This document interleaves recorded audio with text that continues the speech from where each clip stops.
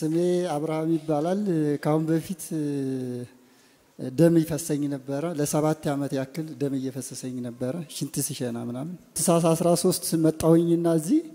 አጋንንት ከሌ ጮህ ወጣት ሲጸልይ ነበር ፕሮፌት ሲጸልይ ነበር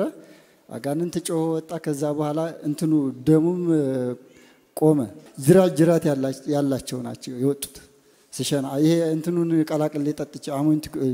ዶክተሮቹ ሄጄ ከዛ ዶክተሯ ምንድነው ያለችኝ ምንድነው ካልጠፋ ቦታ እዚህ ጋር እንዴት ሊያሸና ይችላል እዚህ ጋር እንዴት ሊሆን ይችላል ምናምን አለች በቃ እኔ ተቸግሬያለሁ እኔ ልሞት ነው ካከምሽ አክሚኝ ካላከምሽ ደግሞ ተይው ብዬ ከዛ ወጣው ምን ያህል አመት ነው በዚህ በሽታ ውስጥ ነው ለ7 አመት ያክል ነው በቃ ደም ነው የሚሸረው ልክ መቆም ራሱ አቅቶኛል ተሳሳ 13 እዚህ ስመጣ ልክ መቆም ራሱ አቅቶኛል በቃ እዚህ እያለቀሰው ነው ራሱ እየመጣው ተራሱ ምኑ ነው ማትፈልገው አልፈልግም እንድመጣብኝ ደም አሸነዋለሁ ሽንቱ አትጠጋኝ ለምን አትጠጋኝ ይሳታል አትጠጋኝ እሱ ጋር እዚህ ጋር ልሁን ቁጭ በል 7 አመት ነው ቆየሁት ላይ ብለ ያለቅም በቃ 7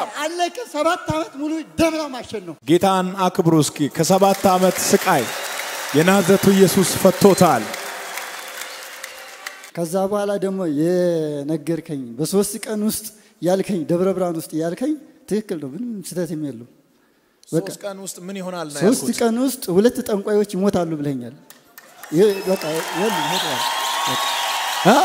ሞተዋል በ3 ቀን ውስጥ እኔ ምንም በቃ ተደውሎ ተነገረኝ በቃ ትክክለኛ ሰው ነው በቃ በ3 ቀን ውስጥ ሞተዋል አለ 2 ጠንቋዮች 2 ጠንቋዮች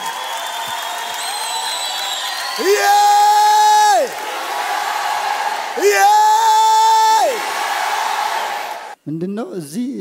ቆሜ ያለው እያለቀስኩ ነው ጌታ ሆይ እስከ ዛሬ ድረስ በቃ ወደ ጀንበር መውጫ ነው ዞሬ ምጠይቀው ሁሌ ጠይቀዋለሁ ይሄን ነገር ለምን አታቆምልኝም እኔ ቸርች ራሱ አላቋርጥም ሁሌ